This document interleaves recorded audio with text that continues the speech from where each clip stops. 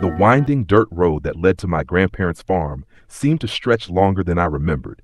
I hadn't been there since I was 10 years old, back when the world still felt full of magic, and my grandfather's creaky old barn held more wonders than fear. But now, returning as a 21-year-old with a tired soul and a head full of questions, the air around the place felt different. It was early autumn, and Maine's chill had already crept into the trees, painting the leaves a fiery orange and red.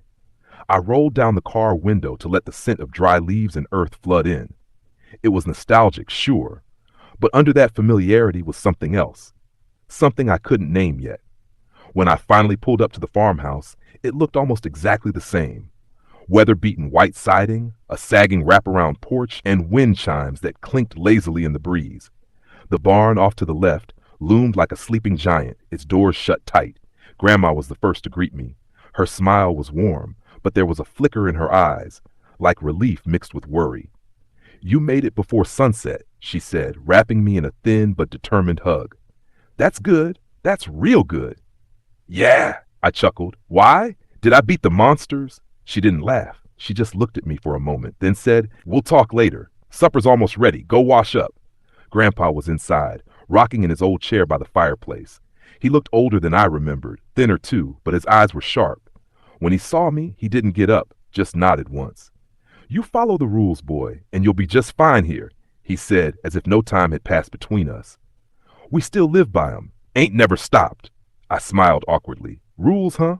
He didn't reply. Just pointed a weathered finger to the kitchen, where the smell of cornbread and stew was seeping out. Dinner was quiet at first, just the sounds of spoons clinking against bowls and the occasional creak of the old house settling. Finally, I asked, "So what are these rules you two keep mentioning?" Grandma and Grandpa exchanged a look. Then Grandma got up, walked over to the cupboard above the fridge, and pulled down a dusty, leather-bound notebook. She placed it on the table like it was some kind of sacred text. "This here's the farm manual," she said, "passed down from my daddy and his daddy before that. Everything in here has kept us safe." Safe from what? She opened to a worn page near the front and pointed to a list written in neat old-fashioned cursive. "Rule 1, she read. "Never go outside after dark without a lantern. Not a flashlight. A lantern. The things out there don't like firelight, but they'll laugh at batteries." I raised an eyebrow. "Seriously?" Grandpa leaned in, his voice like gravel. "You don't believe, that's your business, but disbelief won't keep you alive." "Okay, what else?" "Rule 2, she continued. "If you're knocking on your window after midnight, don't look, no matter how many times it knocks, and it'll knock 3, always 3. Goosebumps crawled up my arms. "Rule 3, Grandpa added, "never touch the scarecrow." I turned to look out the window.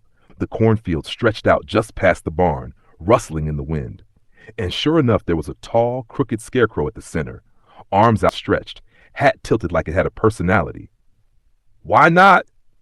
"It ain't stuffed with straw, that's why," he muttered. I laughed, hoping he was joking. He wasn't. After dinner, I helped Grandma with the dishes while Grandpa went to check the perimeter, whatever that meant. I watched from the window as he walked the edge of the farm with a large lantern in one hand and what looked like a satchel of salt in the other. Every so often, he'd stop and pour a line of salt across certain fence posts. When I asked Grandma about it, she just said, "He's been doing it every night for 50 years. Best not to interrupt him." Later that evening, I settled into the guest bedroom upstairs. It was the same room I used to stay in as a kid. Same blue quilt, same old rocking horse in the corner. I sat on the edge of the bed and looked out the window. The moon was full, casting silver light over the fields. And then I saw it, the scarecrow.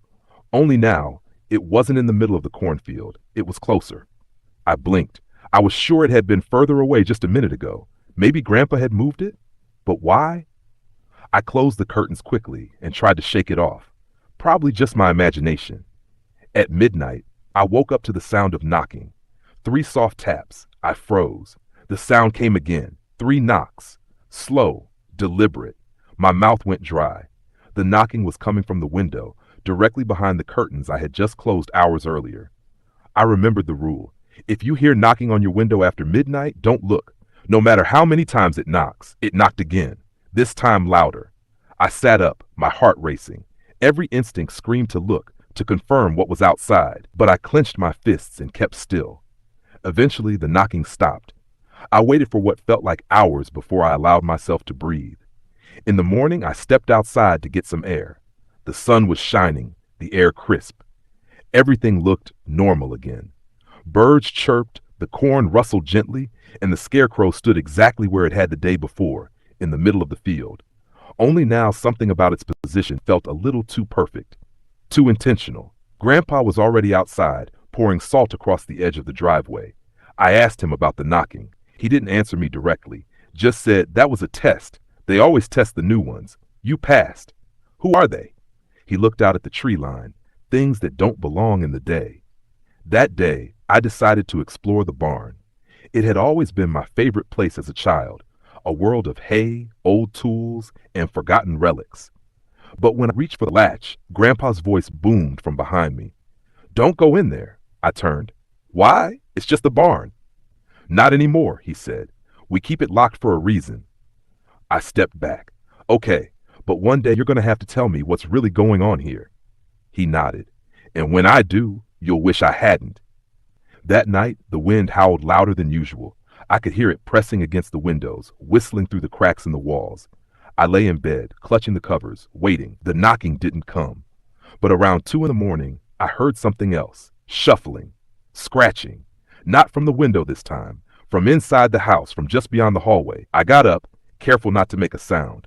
The hallway was dark, but the floorboards were cold under my feet. I moved slowly, inching toward the stairs. That's when I saw it. Just a shadow at first. At the far end of the hallway, near the attic door. It wasn't moving. It was just standing there, watching. I couldn't breathe. And then without a sound, it turned and disappeared through the attic door. I stood frozen for what felt like minutes, heart hammering. The attic, that hadn't been on the rule list. But something told me it would be soon. Something told me the rules were about to change. The next morning, I woke up with a pounding headache and a feeling of unease that clung to me like fog. The memory of the shadow at the end of the hallway haunted my thoughts. It hadn't felt like a dream. No, it had been too vivid for that. Too real. Downstairs, the house was quiet. Grandpa was nowhere in sight, and Grandma was humming to herself in the kitchen as if nothing had happened. The scent of eggs, bacon, and coffee filled the air, but my stomach twisted at the thought of food. Did you sleep okay? She asked without turning around. I saw something in the hallway, near the attic, I said, watching her closely. She froze for the briefest moment, just long enough to confirm she knew what I was talking about. Then she turned back to her pan. We haven't used the attic in years, she said. There's no reason for anyone to go up there. That doesn't answer my question. She slid bacon onto a plate and sighed. If you saw what I think you saw, then the rules might not be enough anymore. I sat at the table, rubbing my temples. Then tell me everything. No more cryptic answers. No more weird warnings. I deserve to know what's going on here. She didn't argue. Instead, she brought over the farm manual and opened it to a blank page. With a pen, she carefully wrote a new rule. Rule 4, do not open the attic door. If it opens on its own, do not enter. If something comes out, do not speak to it. I stared at the ink as it soaked into the paper. That wasn't there before, I said. It is now, she replied softly. The rules change when they need to. Before I could ask anything else, Grandpa returned, slamming the back door shut behind him. His face was pale, his eyes wide. They're moving, he said. I found hoof prints in the garden. Again. Hoof prints? I echoed. Like deer? Deer don't walk upright, he muttered. That shut me up fast. Grandpa didn't sit down. He paced the floor like a man trying to outwalk his fear. They're testing the boundary. The salt line's held, but they're watching us, especially now that he's here. He looked at me.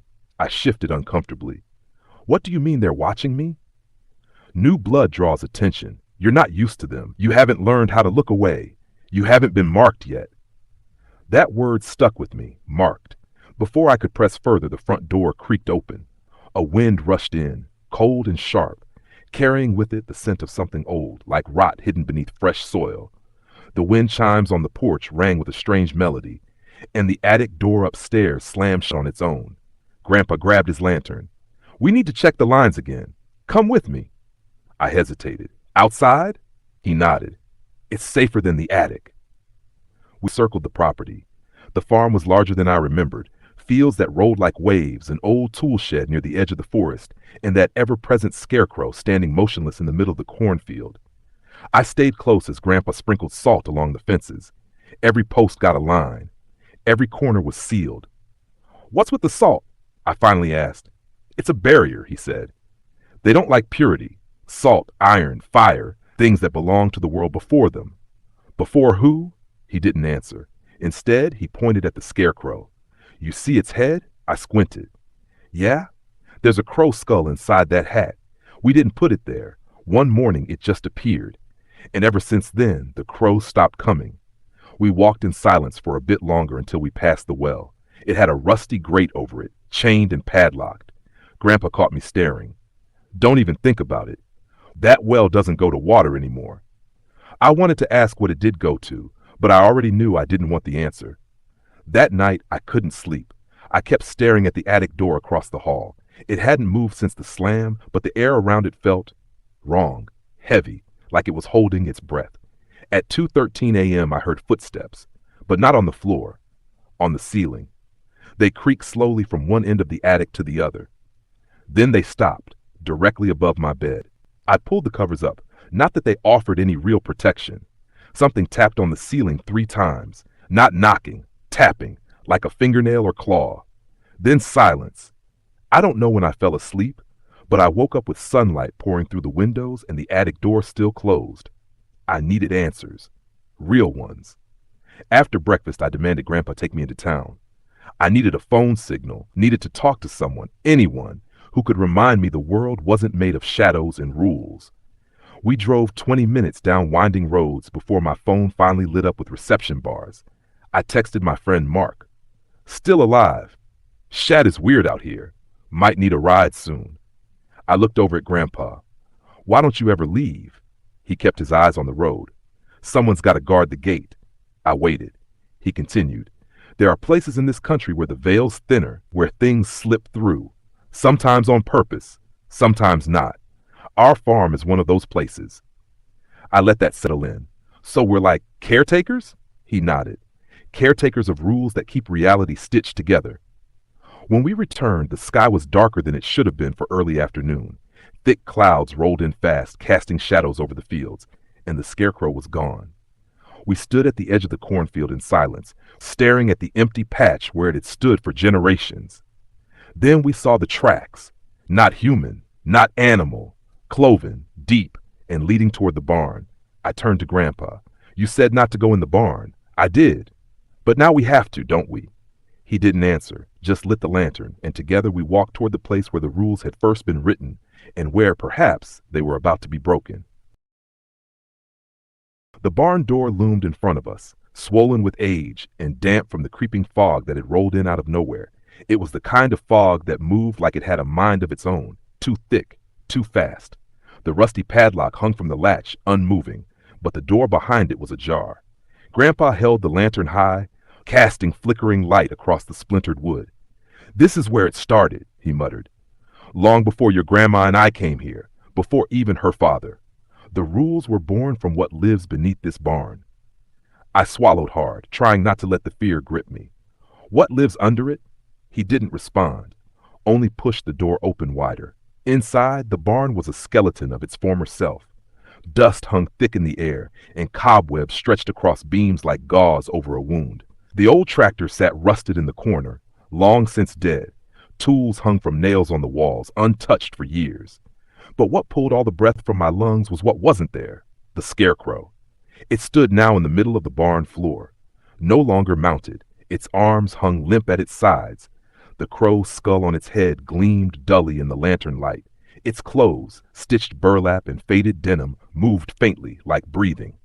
I took a step back without meaning to. How did it get in here? I asked. Grandpa stepped forward slowly, keeping the lantern raised. It walked. That's not possible. He cut me off. There are things you'll have to stop calling impossible. I stared into the thing's face. Beneath the crow skull, I thought I saw something move, like shifting muscle beneath burlap. Then the air changed. It got colder. From the back of the barn, something creaked, slow and steady, like a door opening where no door should be. A low growl followed, not like a dog, something deeper, hungrier. The scarecrow lifted its head, not all the way, just enough for me to see where eyes should have been. There were none, only black, sucking holes.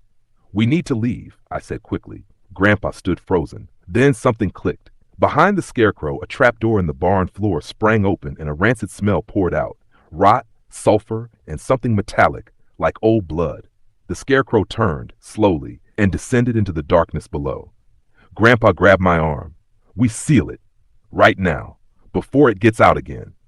We rushed forward, and as Grandpa flung salt into the pit, I spotted movement below. Something crawling. But it wasn't the scarecrow anymore. It was something larger. Its form was shifting, like smoke and skin stitched together. I helped slam the trapdoor shut, and Grandpa pulled a rusted iron bar from the wall to lay across it. He muttered something under his breath, old words in a language I didn't recognize, and then smeared ash from a pouch across the cracks in the wood. Only after it was sealed did we breathe again. Grandpa wiped his forehead. That thing's been bound to this land for generations. We didn't create it, but we've kept it from spreading. That scarecrow, it's a vessel, a kind of anchor. When it moves on its own, it means the barrier's failing. We exited the barn without another word. I didn't ask questions anymore. I was beginning to understand that truth here came in pieces, and too much at once could drive a person mad. Back in the house, Grandma was already waiting. She had lit a fire, and the farm manual was open on the table again. A new line had been added to the rules. Rule 5, if the scarecrow moves from its post, seal the barn before it descends. If it speaks, run. I looked at the writing. Who adds these? Do the rules just appear? Grandma nodded slowly. Sometimes, when the land chooses, sometimes we write them ourselves, but only when we're sure. I didn't like the idea of the land choosing anything. Later that night, the sky turned an unnatural shade of gray. The wind picked up, but the trees didn't move. No rustling, no creaking, just wind without sound. That's when I heard it. A voice outside my window. Let me in. It wasn't a knock. It wasn't tapping. It was a whisper. But it wasn't human. It was too slow, too wet.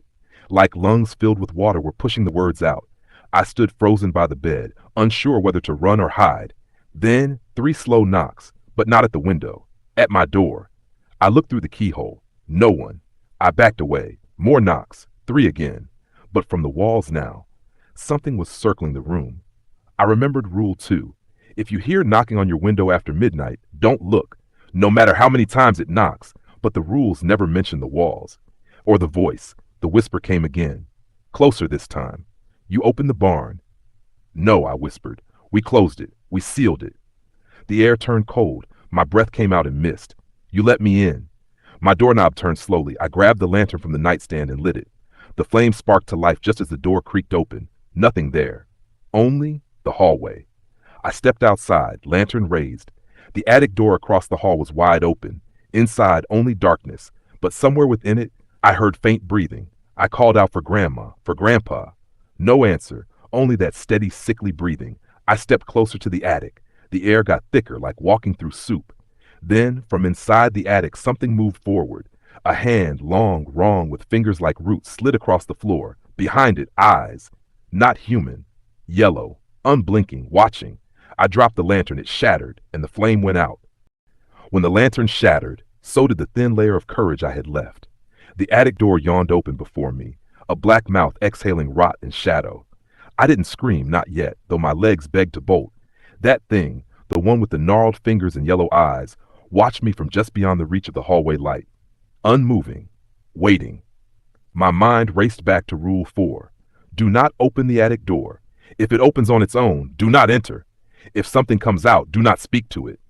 I hadn't opened the door, and technically I wasn't in the attic, but the thing coming out was deliberate, calculated, like it had been waiting for a loophole. The long fingers reached farther across the floorboards. The eyes never blinked.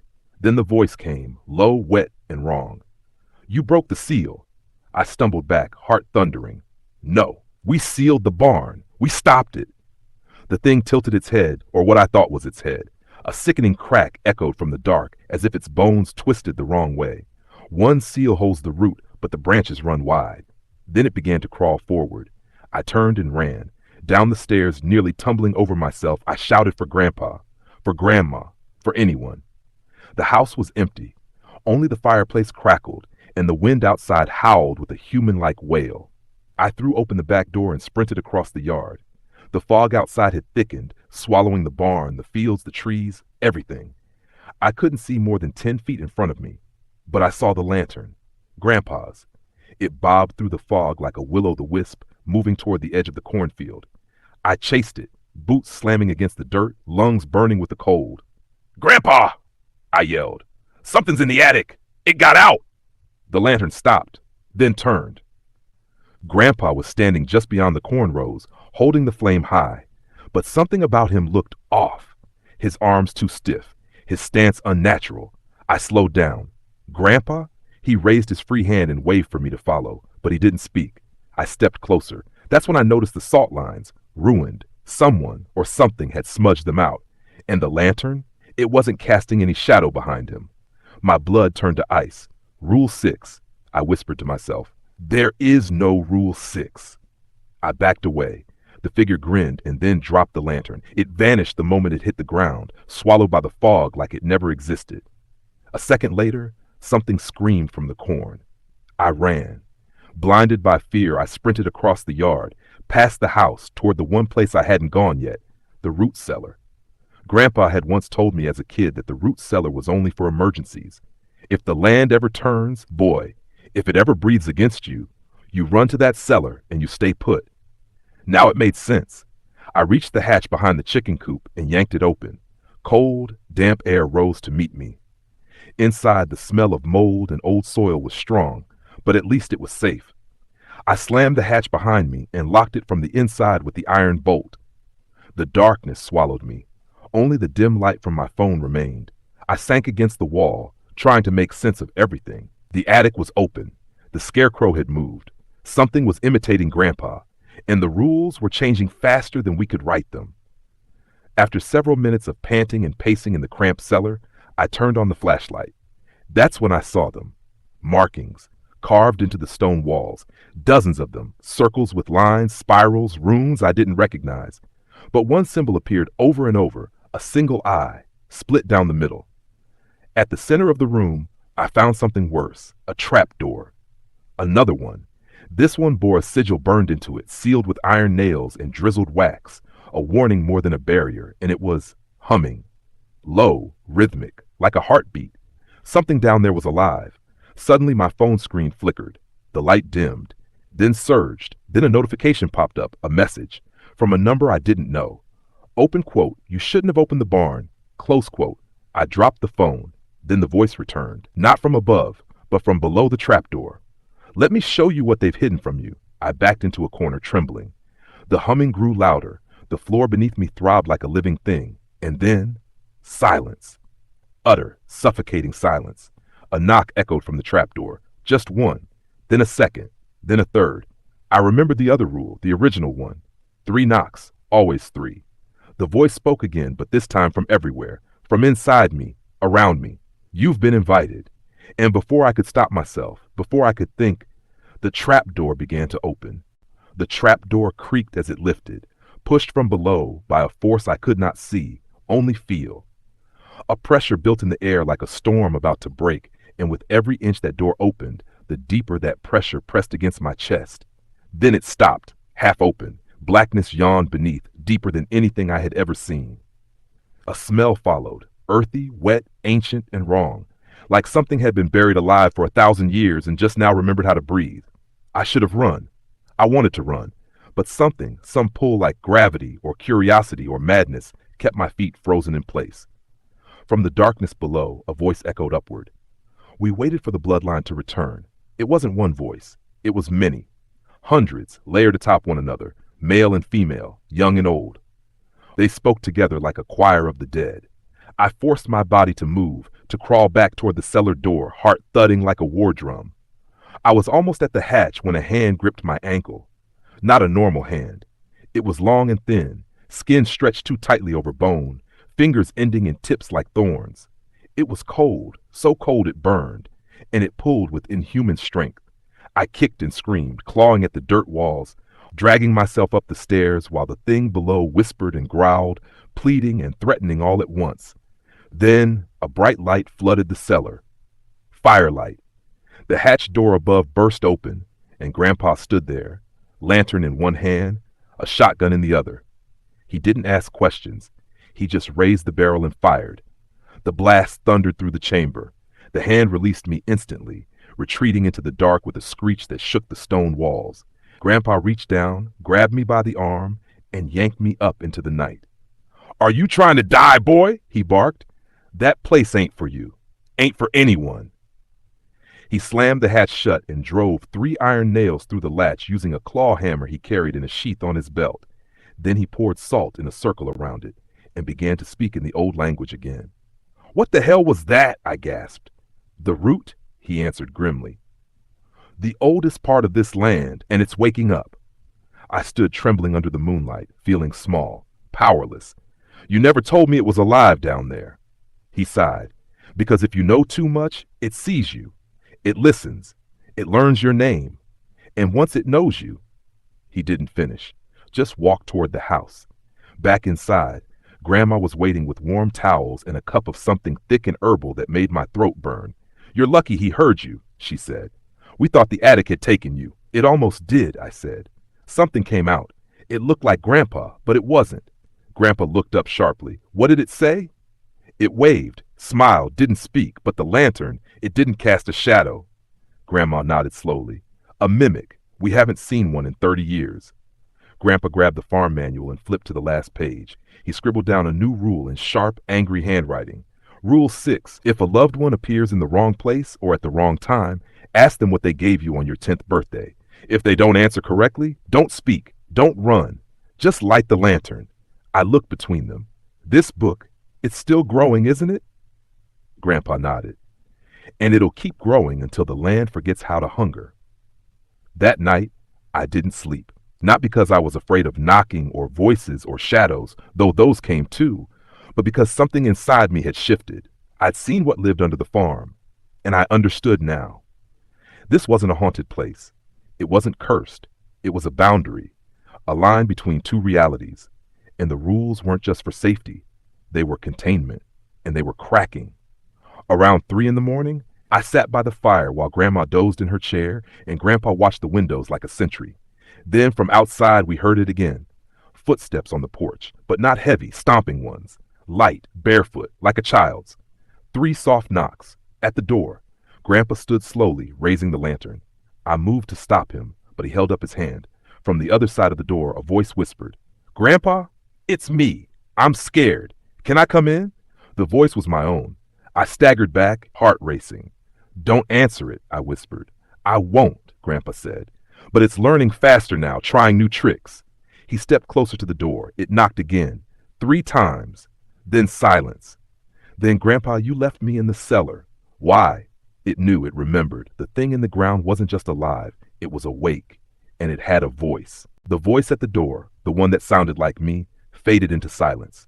Grandpa didn't open it. He didn't even flinch. He stood there, lantern in one hand, shotgun cradled in the other, eyes fixed on the threshold. Grandma slowly woke in her chair, blinking as the fire crackled low. "Is it trying your voice again?" she asked quietly. I nodded. "It said I was still in the cellar." She closed her eyes briefly and whispered, "Then the boundary has split." Grandpa turned to me. "We're out of time." "What does that mean?" He stepped away from the door. "It means it's done playing." Outside the wind picked up, but it wasn't wind. It was breathing. Deep and wet, like the land itself had lungs, and they were drawing air for the first time in centuries. Grandpa set the lantern down and opened the farm manual. He tore out the last page. "We've written rules to survive," he said, "but now we need a rule to end it." Grandma walked to the old cabinet in the corner and pulled out a small wooden box. She opened it, revealing something wrapped in yellowed cloth, an object I couldn't identify at first. Then she unwrapped it slowly, reverently. A key. Not just any key. It shimmered with an oil-slick hue, as if reality bent around its edges. "What is that?" I whispered. Grandpa looked at me. "It's the root key, made from the wood of the first tree, what used to grow where the barn stands now. That tree was the first door, the first gateway, and this key unlocks what's left of its heart." I felt sick. You're going to open it? We have to, he said, because sealing it isn't enough anymore. It's feeding on the rules, learning the limits, and when it learns all of them, it'll rewrite them. I shook my head. But you said the trapdoor under the barn is too dangerous.